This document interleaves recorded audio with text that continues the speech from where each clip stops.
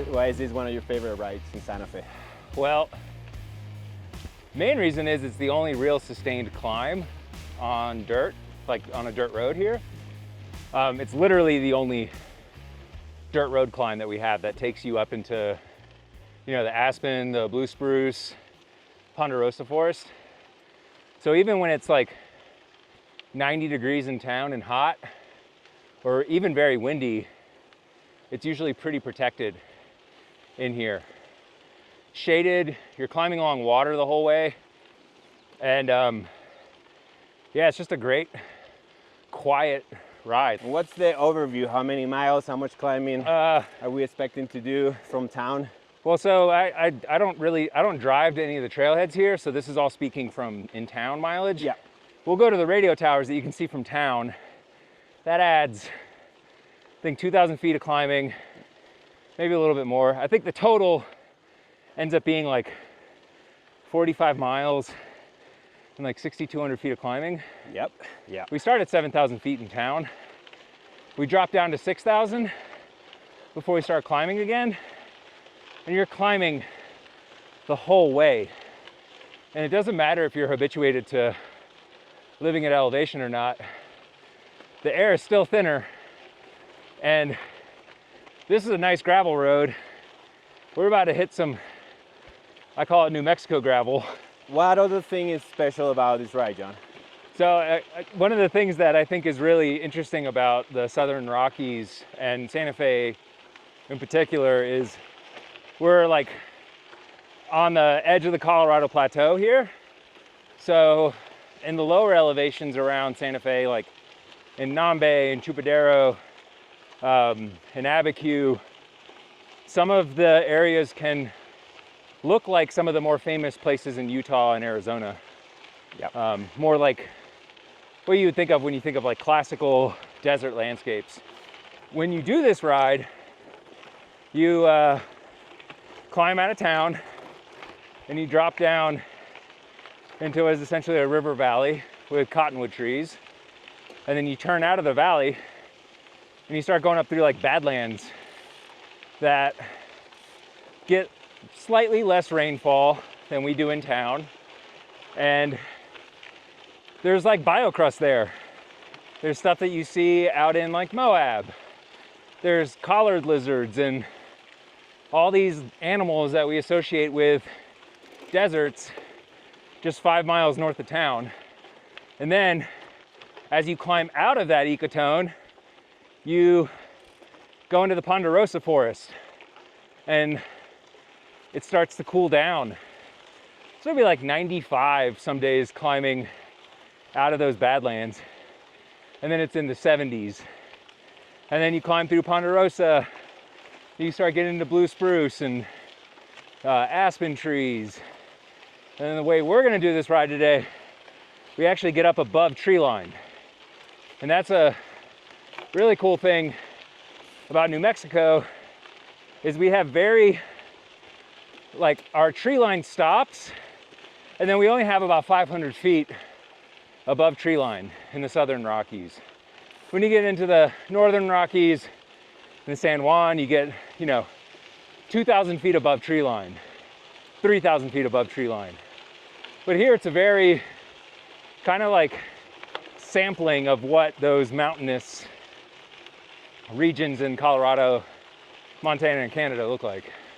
But in general, I think this is like a beautiful part of the world. And it offers a lot of opportunities to guys like you that want to race, because you get a little bit of everything on this ride. And what's your setup today? Can you tell us about? Yeah, today this is a Merriweather. I think he calls it the OG ATB.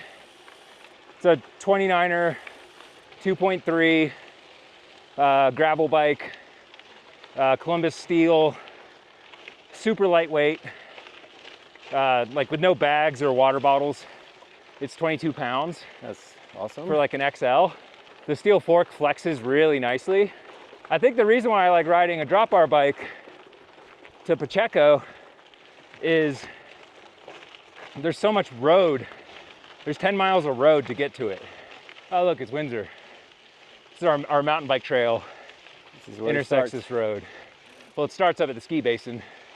We're talking about New Mexican gravel. Yeah, gravel's subjective, right? Yeah. It's like, it means something different to everyone. Like, and this, again, they grade this road. So it's in pretty good condition because it's used for fire, like access. So like this is like decomposed granite, looks nice. But when you get further up, that's like more double track riding.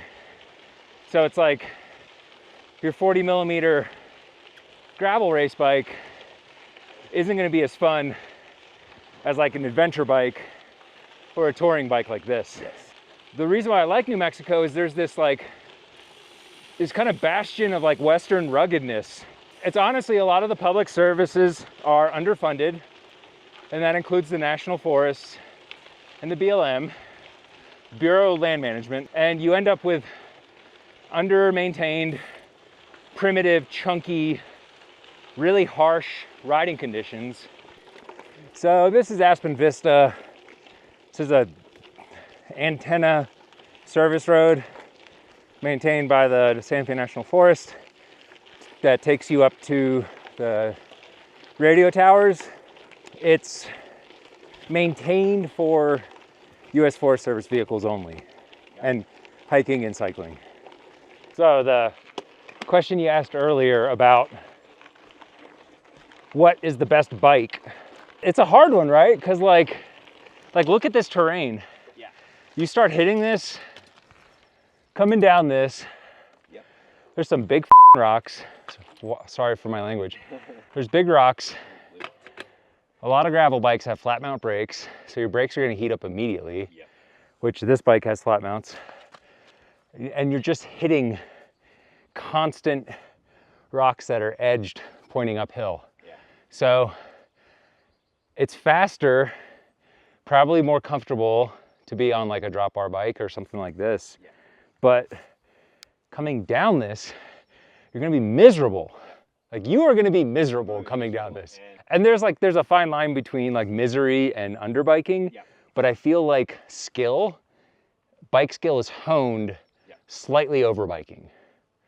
So like a little bit more of a tire, a little bit higher stack. For the most common rider who's not used to New Mexico gravel, would you recommend a hardtail more? I would for this. I mean, look at this. Like, this is like average. This is like New Mexico gravel. If you're just getting into it, and someone sends you up this on a gravel bike, and then you go down it on a gravel bike, you're gonna be bummed. Yeah, I think like a cross-country hardtail, or like, you know, an Esker Hayduke or any of that kind of stuff is great. Ultimately, what it comes down to is whatever doctrine you believe about bike technology, what your personal skill level is, and what your comfort level is. So.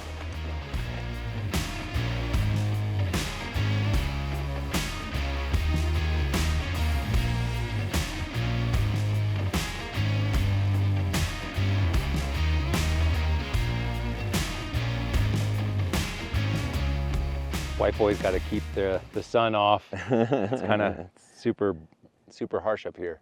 Yeah, so we climbed up basically all the dirt roads that you can climb up to get to the top of the towers up here above town. I don't know the exact elevation, but it's like 12,000 feet something. So what we're seeing here is this is all bike illegal. So we rode bike legal to get up to have a view of bike illegal. So this is all the Pecos Wilderness, part of the Santa Fe National Forest. So you can ride your bike and you can see the trail up onto Lake Peak, and that's Deception and Ravens Ridge. And then you go down the other side and you finish up on the wilderness border. So this is all like Pecos Wilderness. Yeah, so we basically just rode our bikes up the dirt road to get up here. Famous down to towers. Yep, down to towers because of those towers. Yeah. It took us, it's probably the whole thing, maybe 5-6 hours. Yeah, 5 hours and 40 5 minutes at a leisurely pace. Yeah. From town. It's kind of cool because it's like a choose your own adventure. with all of the ride options leading here, and then all of the descent options leading back to town. I think it's also just like the cool part about it is, like, you're riding the bike that you're racing on up here. Yeah. So you're learning more about that bike's capabilities and the nuances and how to handle it, or how to wield it, really. Yeah. And you're going to be pushed to the test going down this descent. Yeah. Oh, yeah. Ooh, this is so pretty. Give me some light. I'm gonna grab my camera. Thanks for joining us on this beautiful ride. And like northern New Mexico, it is truly a gem. It is also a great ride to include in race training, helping me prepare for long climbs and more technical terrain. If you're in the area, you should definitely check it out. You should bring a water filter to drink from the stream. And as you navigate all the different ecotones, remember to look up and enjoy the scenery. It is the perfect blend of adventure and natural beauty that makes this ride an unforgettable one. Let me know if you check it out. And as always, thank you for watching the Race Metal series by the Radovis. And I'll see you on the next one.